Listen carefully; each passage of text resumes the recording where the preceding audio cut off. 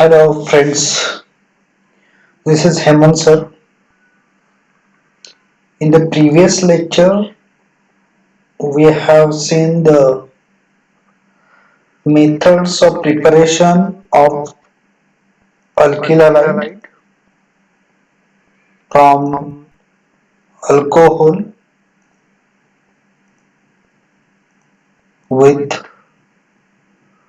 some suitable reagents like hydrogen halide,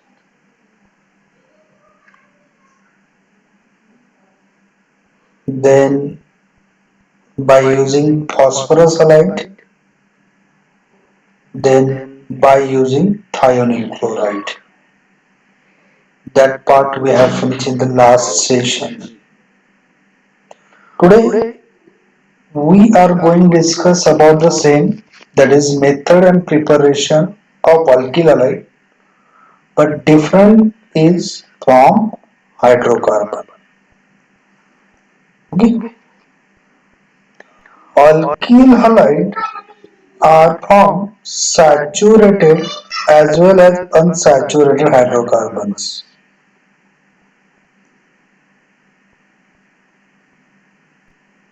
By various reaction, halogenation of alkane is not suitable for the preparation of alkyl halide as a mixture of mono and polyhalo compound.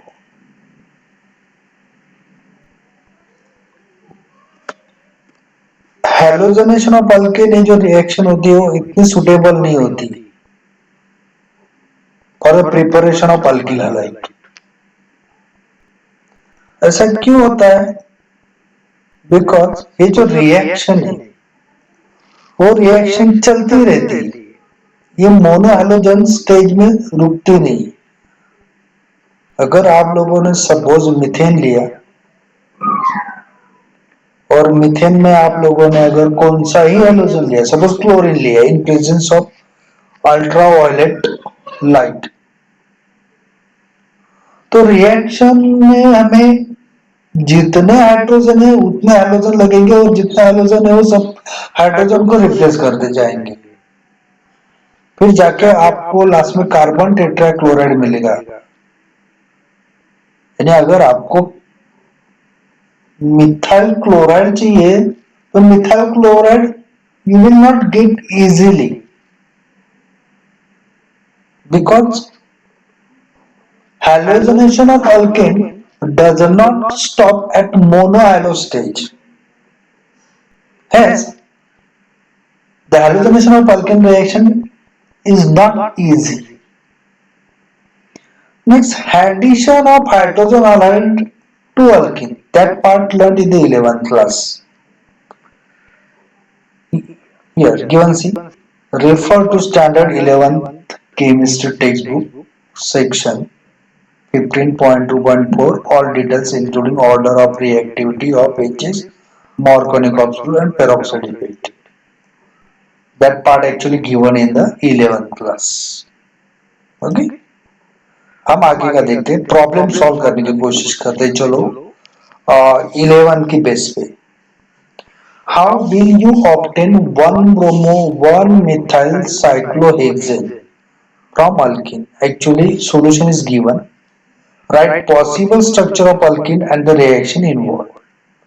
देखो आपको क्या बोला गया है कि आपको alkyne से बनाने का है, बराबर। Alkyne means the structures having double bond, और आपको क्या बनाने का है? 1-bromo-1-methyl cyclohexane। ये जो स्ट्रक्चर दिख रहा है आपको, ये जो स्ट्रक्चर है ये हुआ 1-bromo-1-methyl cyclohexane, बराबर। अगर हमें हीप बनाना है तो बनाने से पहले हमें ये सोचना पड़ेगा कि इसमें हमें as a reactant and reagent क्या लेना पड़ेगा। इधर Br दिया है, हेलोजन दिया है, इसका मतलब हमें एज ए रिएजेंट और एज ए अनसिमेट्रिकल रिएजेंट हमें Br लेना है और उसके साथ हाइड्रोजन लगाना है।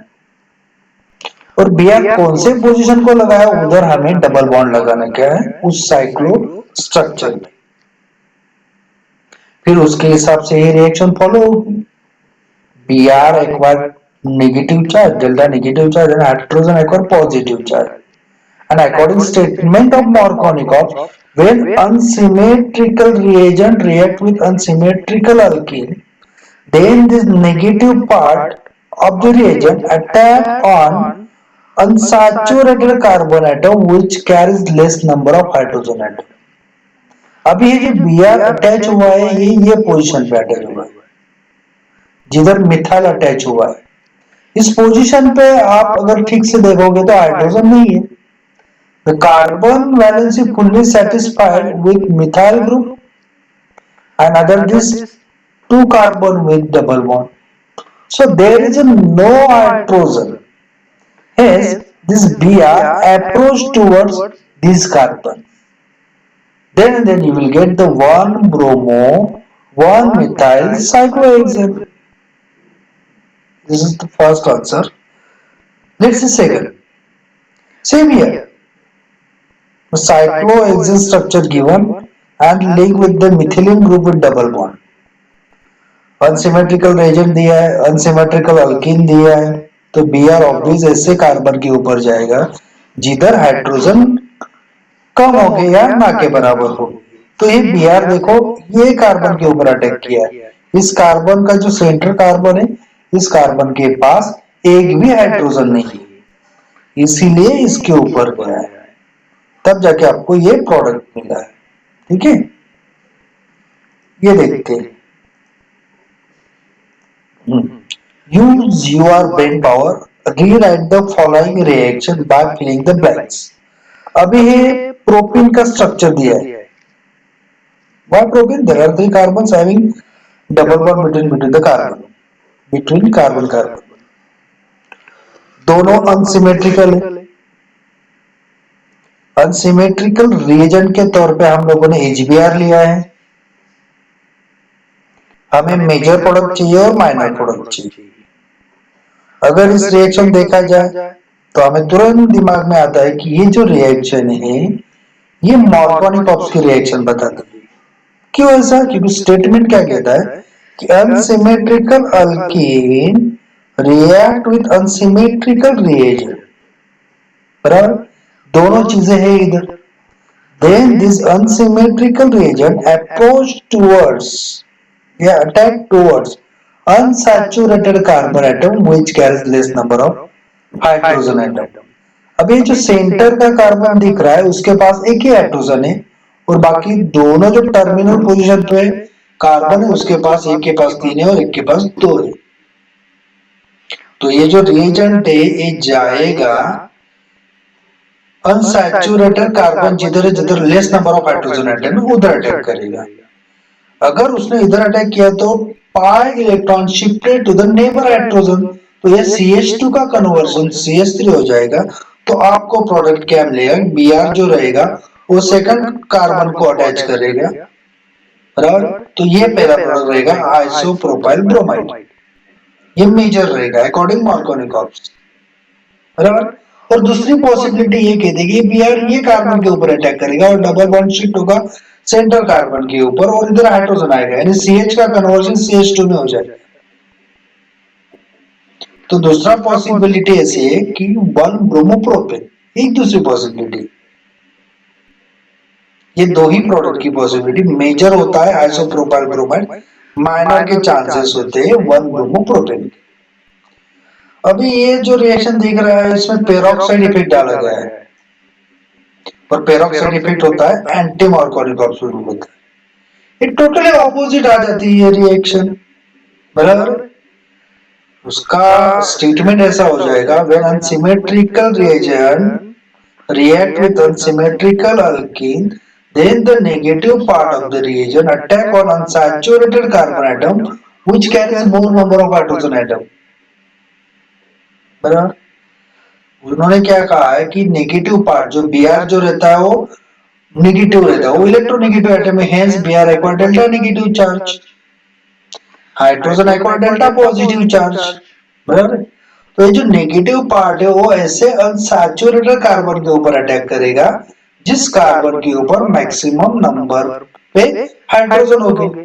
तो ये जो कार्बन दिख रहा है इसके ऊपर maximum number of hydrogen atom है, इसीलिए ये Br इधर जाने की चांसेस है। तो ये इधर जाएगा तो ये मेजर प्रोडक्ट होगा। पेरोक्साइड इफेक्ट में टोटली एंड मार्कोनिक ऑप्स के ऑपोजिट होता है। तो आपका ये प्रोडक्ट बनेगा कि Br ये कार्बन के ऊपर अटैक करेगा, ये कार्बन, ओके।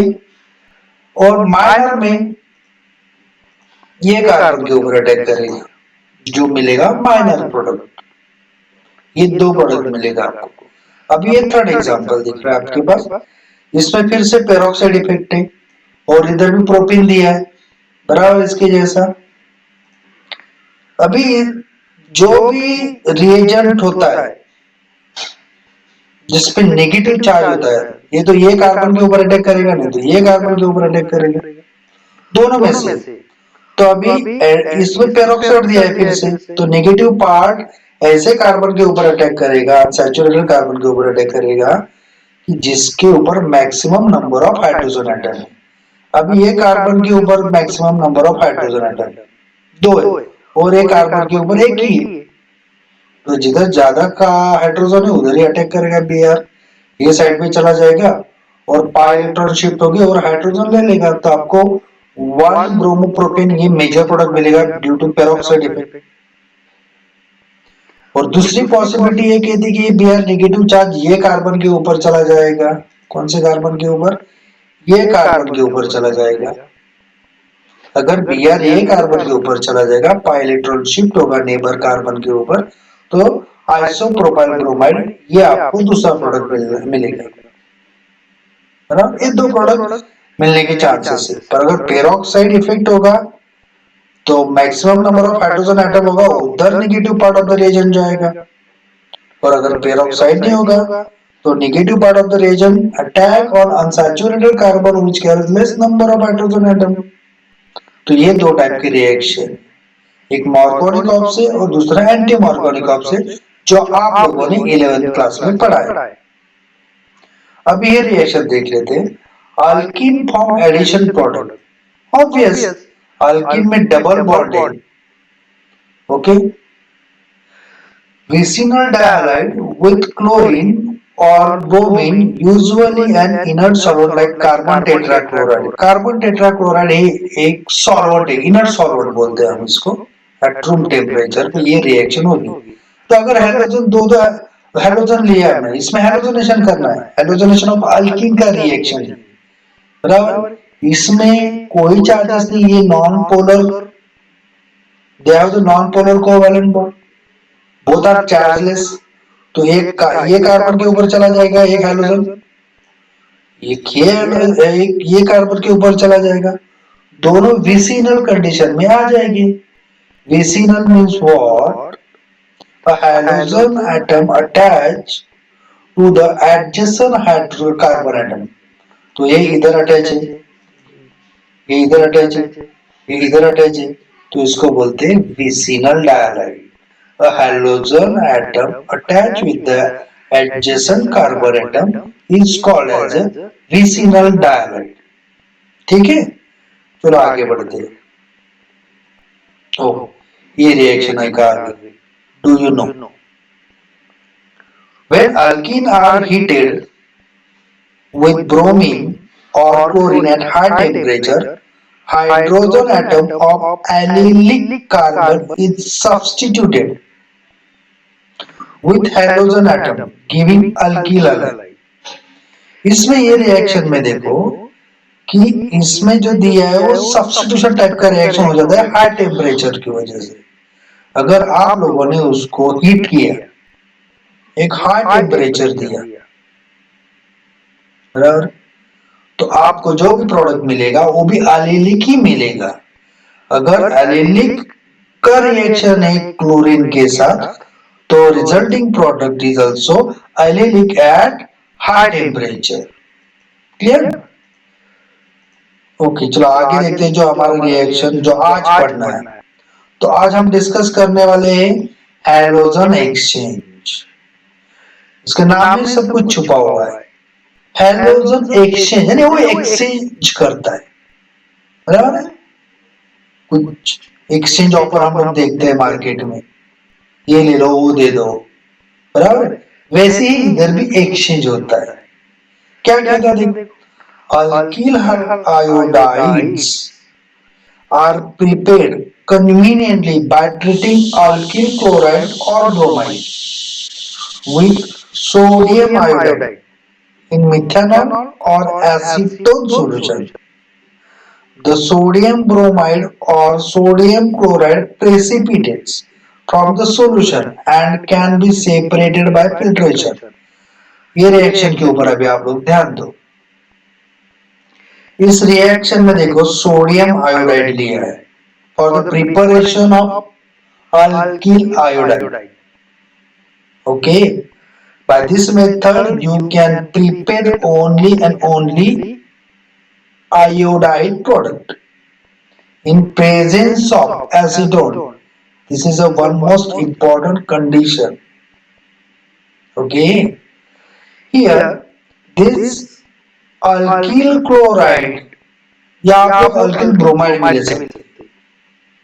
जब इसकी रिएक्शन सोडियम आयोडाइड के साथ आप लोगे इन प्रेजेंस ऑफ एसिडोन, तो आपको अल्किल आयोडाइड तो सोडियम क्लोराइड का प्रेसिपिटेशन मिलता है, बराबर। इसके साथ साथ आप बीआर भी ले लो, alkyl bromide plus sodium iodide, it gives the alkyl bromide. Again आपको सोडियम ब्रोमाइड के प्रेसिपिटेट मिलेंगे। इसको ही आप लोग बोलते हैं Finkelstein reaction. It is simply nothing but the halogen exchange reaction. RCL में क्लोराइड हैलोजन है, सोडियम आयोडाइड में हैलोजन है, दोनों एक दूसरे की पोजीशन चेंज करते हैं। It is nothing but the simply substitute type reaction. ये सब्स्टिट्यूशन रिएक्शन है, इसमें दोनों एक दूसरे को एक्सचेंज करते हैं, बराबर। देखो अल्किल क्लोराइड, क्लोराइड के ऊपर नेगेटिव चार्ज आता है, अल्किल के ऊपर पॉजिटिव आ जाएगा, तो इधर पोलैरिटी जनरेट होती है due to the electronegativity of halogens. Hence ये बॉन्ड ब्रेक होने के चांसेस ज्यादा है, तो अल्किल के ऊपर पॉजिटिव चार्ज आएगा। फिर इसमें सोडियम के ऊपर तो ऑलरेडी पॉजिटिव चार्ज रहता है और आयोडाइड के ऊपर नेगेटिव चार्ज है, तो negative charge approach from back side on alkyl R positive group, hence you will get the Ri. Hence the reaction is called the Michelson reaction. Next reaction देखते हैं, उसको शॉर्ट्स रिएक्शन बोलते हैं।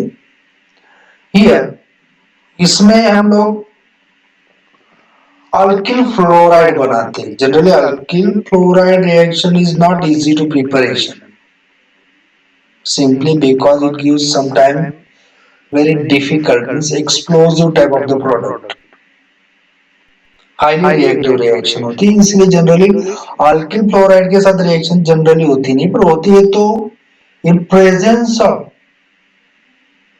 Metals like silver chloride दिया है, mercury chloride दिया है, arsenic chloride दिया है, एंटीमनी क्लोराइड दिया है। ये भी रिएक्शन एक एक्सचेंज टाइप की रिएक्शन है, एक्सचेंज ऑफ आयोडाइड। इसमें देखो फ्लोराइड और क्लोराइड एक दूसरे को एक्सचेंज करते हैं, और हमें ध्यान में क्या रखना है कि जो मेटल दिया है वो मेटल कौन सा होना चाहिए। एक तो सिल्वर क्लोराइड होना चाहिए, मर्क्यूरी क्लोराइड होना चाहिए, एक तो आर्सेनिक क्लोराइड होना चाहिए, एक तो एंटीमनी क्लोराइड होना चाहिए। इसमें भी वैसे ही आपको AgCl का प्रेसिपिटेट मिलता है।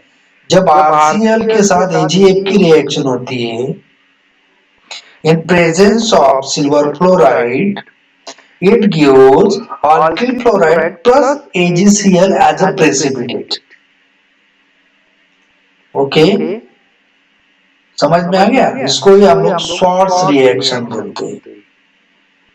ये भी एक सिंपल सब्स्टिट्यूशन का एक रिएक्शन है, एक दूसरे को रिप्लेस करते हैं, एक दूसरे को एक्सचेंज करते हैं। क्लियर? बस हमें क्या ध्यान में रखना है, फिंकलस्टन रिएक्शन में सोडियम आयोडाइड के साथ हम लोग एसीटोन डालते हैं और शॉर्ट रिएक्शन में सिल्वर क्लोराइड के साथ सिल्वर क्लोराइड या Ag2F2 या आर्सेनिक F3 या SbF3 एज ए मेटल हम लोग यूज करते हैं।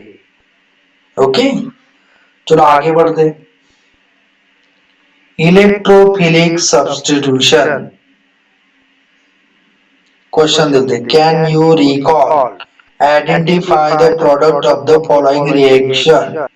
बेंजीन दिया है, क्लोरीन दिया है और हाइड्रस एल्यूमिनियम ट्राइक्लोराइड दिया है।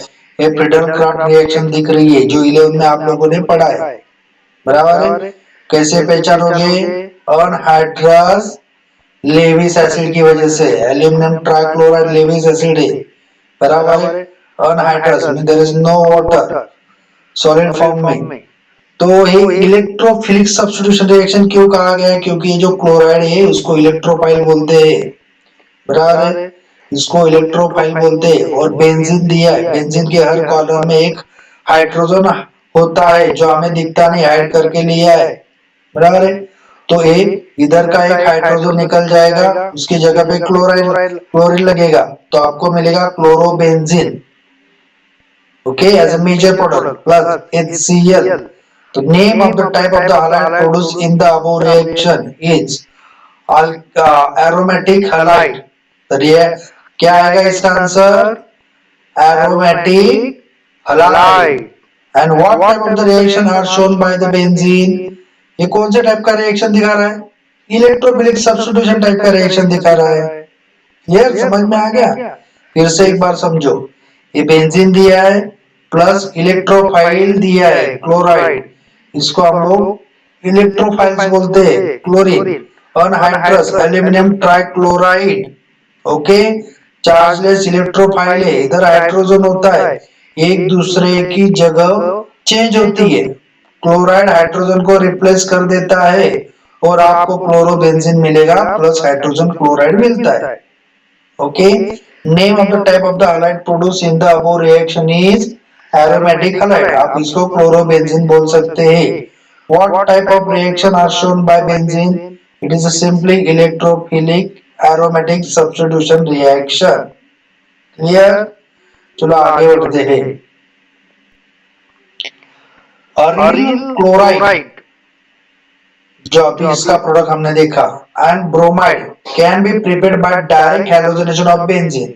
इस रिएक्शन में वैसे ही हुआ है, डायरेक्ट हैलोजनेशन हुआ है and it's derivative through electrophilic substitution. Means इसको इलेक्ट्रोफिलिक सब्स्टिट्यूशन रिएक्शन बोलते हैं। It may be conveniently carried out in dark at ordinary temperature in presence of Lewis acid. जो हमने बोला था कि इसमें aluminium trichloride as a Lewis acid लिया है, इसलिए इसको हम लोग क्या बोलेंगे कि ये फ्राइडल क्रॉफ्ट रिएक्शन है जो 11 में आप लोगों ने पढ़ा है। आगे बढ़ते हैं, ये एक रिएक्शन देख लेते हैं। एक्चुअली प्रोडक्ट की इलेक्ट्रोफिलिक सब्स्टिट्यूशन रिएक्शन है, ये भी एक इलेक्ट्रोफिलिक सब्स्टिट्यूशन रिएक्शन। देखते हैं क्या। व्हेन टोलिन इज ब्रोमिनेटेड, ये देखो ये स्ट्रक्चर दिया है टोलिन का। When toluene is brominated in presence of ion, ये आयन दिया है Fe in dark, it gives the mixture ortho and para bromotoluene. Okay, ये भी सिंपली इलेक्ट्रोफिलिक सब्स्टिट्यूशन रिएक्शन है। इधर आपको क्या दिया है?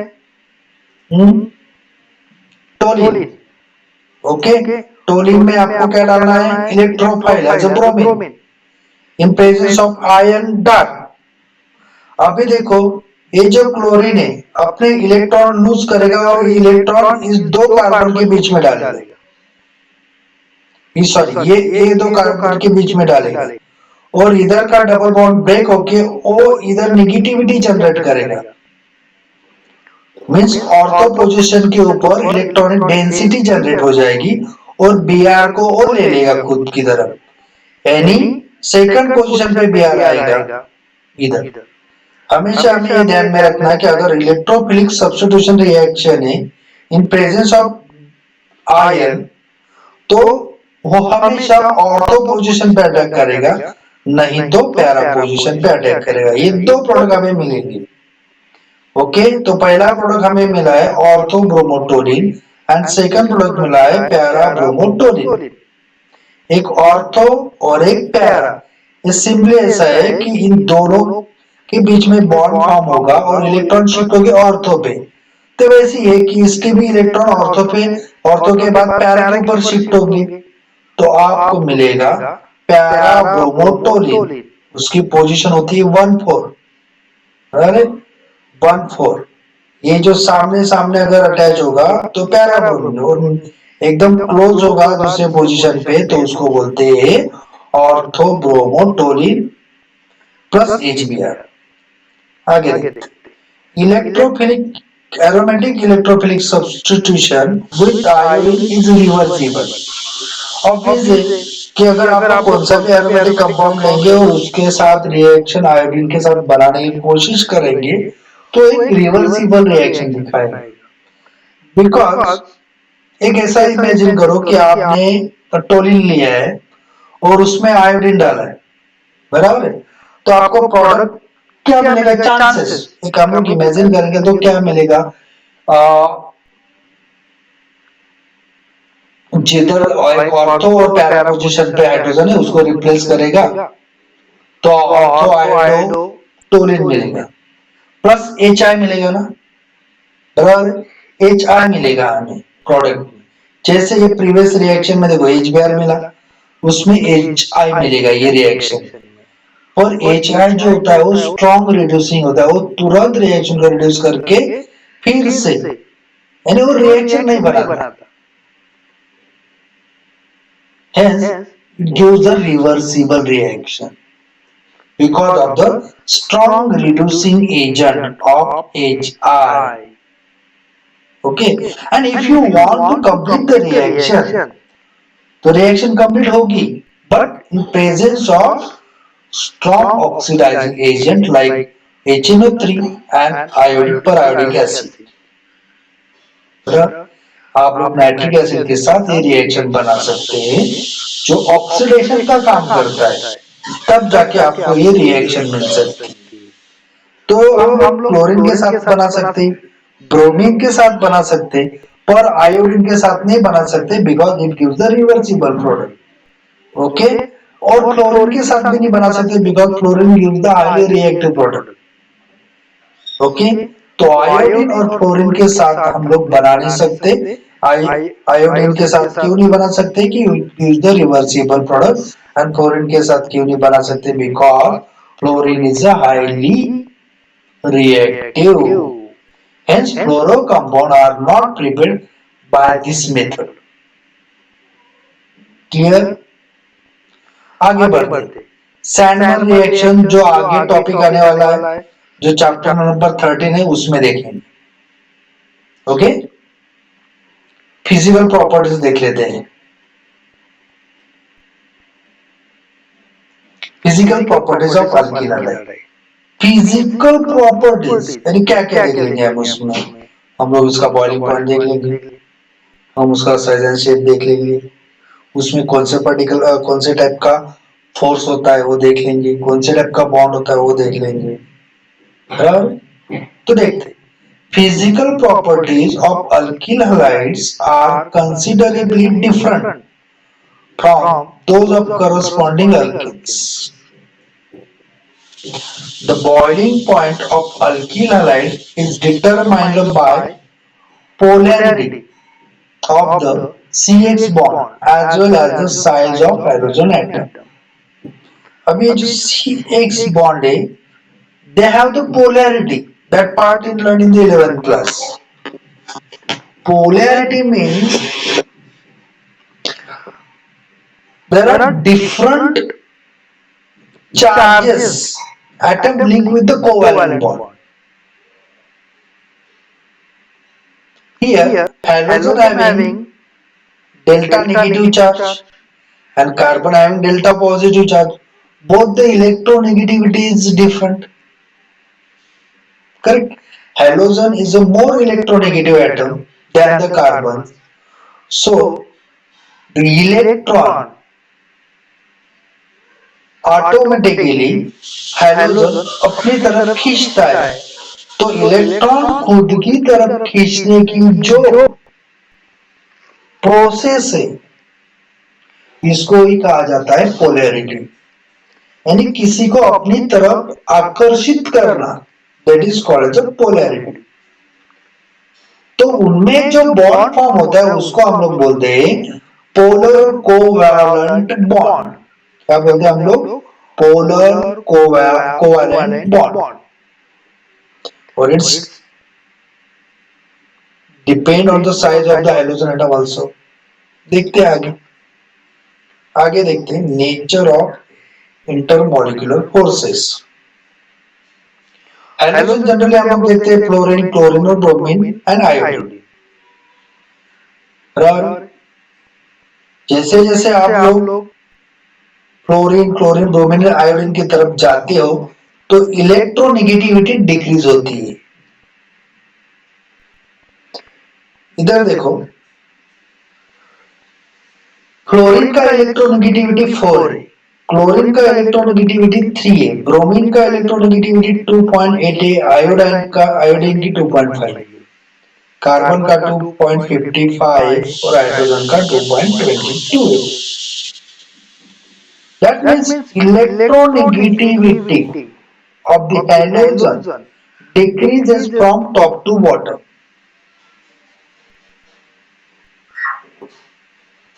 Electronegativity decreases from top to bottom.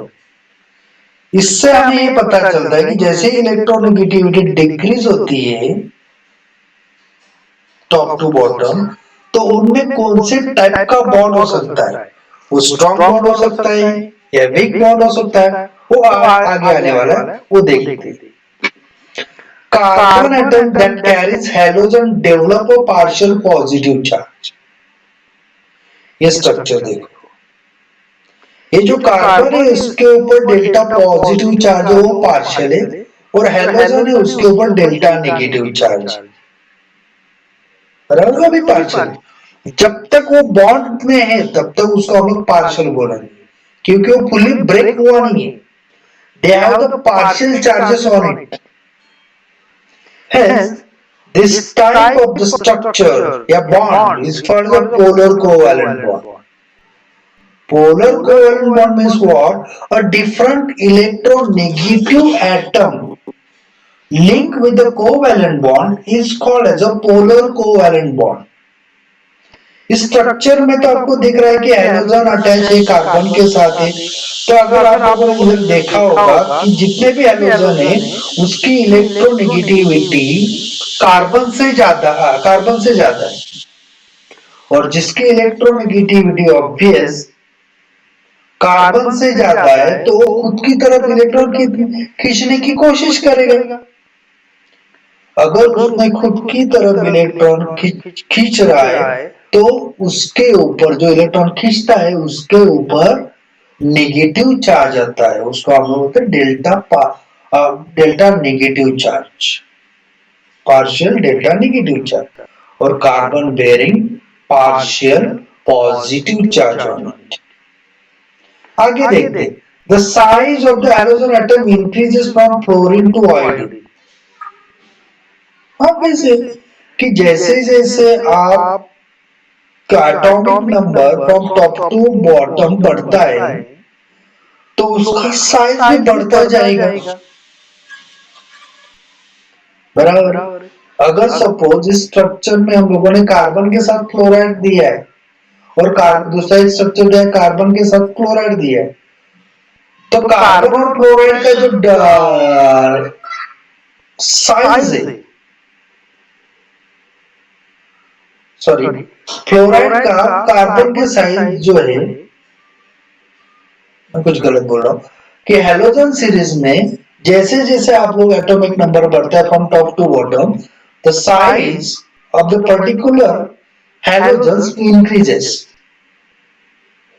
उसके साथ साथ बॉन्ड लेंथ भी बढ़ती, जैसे जैसे साइज बढ़ेगी तो बॉन्ड लेंथ भी बढ़ेगी। न्यूक्लियस से आउटर मोस्ट ऑर्बिटल, इसको आप लोग रेडियस भी बोल सकते हैं। Okay, the CX bond Strength decreases with increasing the size of the halogen. क्या कहा गया है कि जैसे जैसे साइज बढ़ेगी, यानी सी एफ का सी आई तक लेके जाओगे तो साइज बढ़ेगी, बट बॉन्ड स्ट्रेंथ जो रहेगी वो डिक्रीज होती जाएगी। बराबर, क्योंकि उसमें इलेक्ट्रोनेगेटिविटी डिक्रीज होती जा रही है, तो जो स्ट्रेंथ है वो भी डिक्रीज होती जाएगी। यानी जिसका साइज बढ़ेगा तो बॉन्ड स्ट्रेंथ जो रहेगी वो डिक्रीज हो जाएगी। This is because the size of p orbital of halogen increases. The p orbital become more diffuse and the extent of overlap with orbital of carbon decreases. बराबर, क्या होता है कि जो हैलोजन जो होते हैं उसके लास्ट इलेक्ट्रॉन p ऑर्बिटल में आते हैं। आपको मालूम है कि हैलोजन है वो 17 ग्रुप में आता है और वो p ब्लॉक में आता है, तो उसके आउटर मोस्ट इलेक्ट्रॉन जो रहेंगे वो p ऑर्बिटल में रहेंगे और वो बहुत डिफ्यूज होते हैं। Hence, the extent of overlap with orbital of carbon decreases. तो इसका मतलब क्या हुआ कि जो ओवरलैप रहता है वो कार्बन के साथ वो टॉप टू बॉटम डिक्रीज होता जाएगा। तो अगर ओवरलैपिंग अगर डिक्रीज होता जाएगा तो दोनों के बीच में स्ट्रॉन्ग बॉन्ड फॉर्म नहीं होगा टॉप टू बॉटम अगर जाओगे।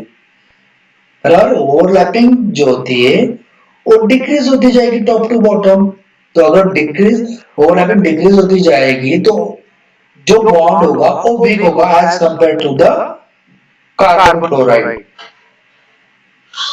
अब ये टेबल देखो, bond parameter of CH bond. देखो CH3F दिया है, CH3Cl दिया है, मिथाइल ब्रोमाइड दिया है, मिथाइल आयोडाइड दिया है, ये बॉन्ड लेंथ दिखा रहा है। देखो CH3F जो सबसे टॉप पे आता है, क्लोराइड जो रहता है पी ब्लॉक के 17 ग्रुप में टॉप पे आता है, पहले फ्लोराइड आता है, उसके बाद क्लोराइड आता है, उसके बाद ब्रोमाइड आता है, उसके बाद आयोडाइड आता है। तो फ्लोराइड जो है उसका बॉन्ड लेंथ 139 पिकोमीटर में आता है। उसके बाद देखो बॉन्ड लेंथ बढ़ रही है, 178 पिकोमीटर में चलेगी। उसके बाद भी देखो 193, यानी बॉन्ड लेंथ जो है वो बढ़ रही है टॉप टू बॉटम। अगर बॉन्ड लेंथ बढ़ रही है तो बॉन्ड एंथैल्पी देखो डिक्रीज हो रही है, बॉन्ड लेंथ इंक्रीज हो रही है top to bottom, bond enthalpy decrease हो रही है। बराबर, bond enthalpy means it's required the more energy to break such a bond. अगर ये CH3F का जो बॉन्ड लेंथ है उसका 139 पिकोमीटर है, तो इन दोनों के बीच में जो बॉन्ड है वो स्ट्रॉन्ग बॉन्ड है। अगर स्ट्रॉन्ग बॉन्ड है तो उसको ज्यादा एनर्जी लगेगी बॉन्ड ब्रेक करने की। और जैसे जैसे आप नीचे जाओगे top to bottom in 17 group, तो बॉन्ड स्ट्रेंथ जो है वो वीक होती जाएगी। तो जैसे वो बॉन्ड स्ट्रेंथ वीक होती जाएगी तो अपने को भी लेस एनर्जी लगेगी बॉन्ड ब्रेक करने के लिए। Dipole moment also we have learned in the 11th class. Dipole moment means the electron pair is pulled toward the more electronegative atom, resulting the separation of charges. This gives rise to a dipole. Dipole means two pole having positive charge and negative charge. तो किसकी dipole moment कितनी ज्यादा डिब्बे में वो सब इधर chart पे दिख रही है। CH3F दिया है 1.847 दिया है, 60 दिया है, 30 दिया है, 167 दिया है। तो इसमें खाली फ्लोराइड और क्लोराइड में थोड़ा चेंजेस होता है, बाकी तो डायपोल मोमेंट भी जो है वो डिक्रीज होने की कगार पे दिख रहा है। ओके, आज के लिए हम लोग इतना ही डिस्कस करेंगे। तो हमने आज के लेक्चर में बहुत कुछ देखा है, कुछ हम लोगों ने प्रॉब्लम भी सॉल्व करवाए, इधर से लिया हम लोगों ने फ्रॉम हाइड्रोकार्बन। उसके बाद ये मॉर्गोनिकॉप्स, ये सॉल्व किया, यूज योर ब्रेन पावर में भी सॉल्व किया हम लोगों ने। ये रिएक्शन समझ लिया हम लोगों ने। हेलोजन एक्सचेंज देखा, फ्रिंकल ये फिंगलस्टेन रिएक्शन देखा, शॉर्ट्स रिएक्शन देखा, फ्रीडल क्राफ्ट रिएक्शन देखा। ओके, सैंडमेयर बाद में देखने वाले, और फिजिकल प्रॉपर्टीज देख लिया हम लोग। Okay, thank you for